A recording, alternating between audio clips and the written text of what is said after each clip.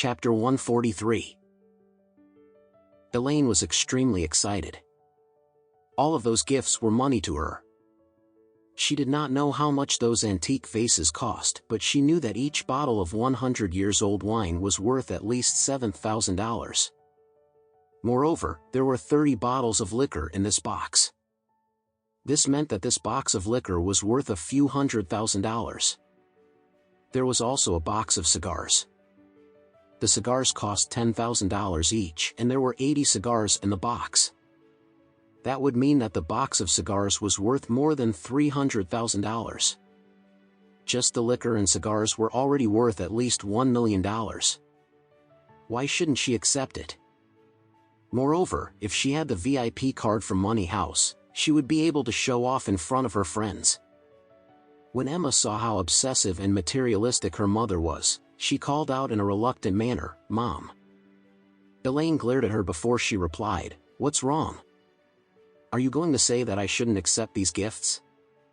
At this time, Emma replied, "I mean, we should not accept these gifts just like that. After all, we don't know what is going on.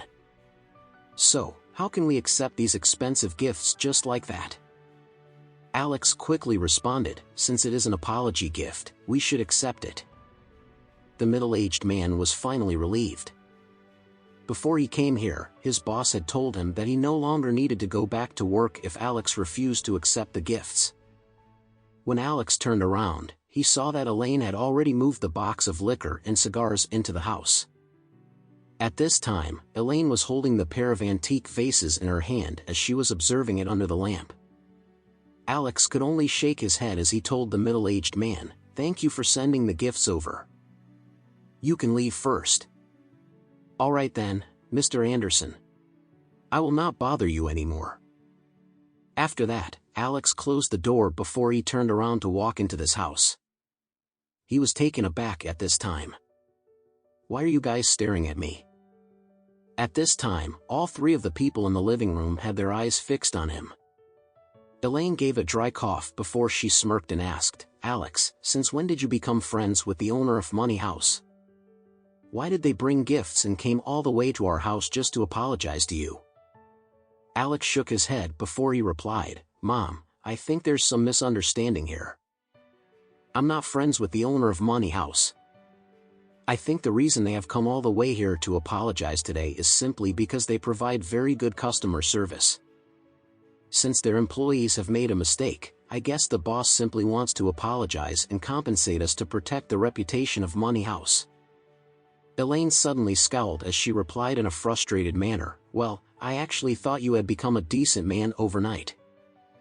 I thought that you had become friends with someone with good connections. In the end, it turns out that their good customer service is the only reason we're receiving all these gifts." However, Emma was still a little puzzled at this time. Even if Money House had very good customer service, why would the other party give them such an expensive gift as compensation? At this time, Elaine was in a very good mood after receiving a lot of gifts. Therefore, she finally stopped attacking Alex and she was thinking of how much money she could make by selling off the liquor and cigars. After they were done with dinner, Alex was doing the dishes in the kitchen when he suddenly received a phone call. The phone call was from Matthew, the man whom Alex had helped not too long ago. In fact, Matthew was the one who had given him the jade bracelet. On the other end of the line, Matthew greeted him in a respectful manner, "Mr. Anderson." Alex replied, "Yes? Is there something I can help you with?"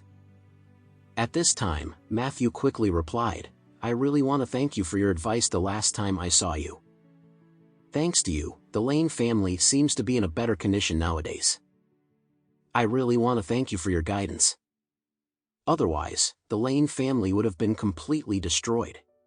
Alex smiled before he asked, "I think that things aren't going that smoothly now, am I right? Otherwise, you wouldn't be calling me at this hour." Matthew choked before he replied in an awkward manner, "Mr. Anderson, you really know everything. I can't seem to hide anything from you at all." Alex continued smiling without saying a single word.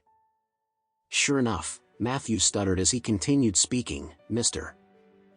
Anderson, I would like to ask you to save the Lane family again. I know we owe you a lot and the Lane family will never forget what you have done for us.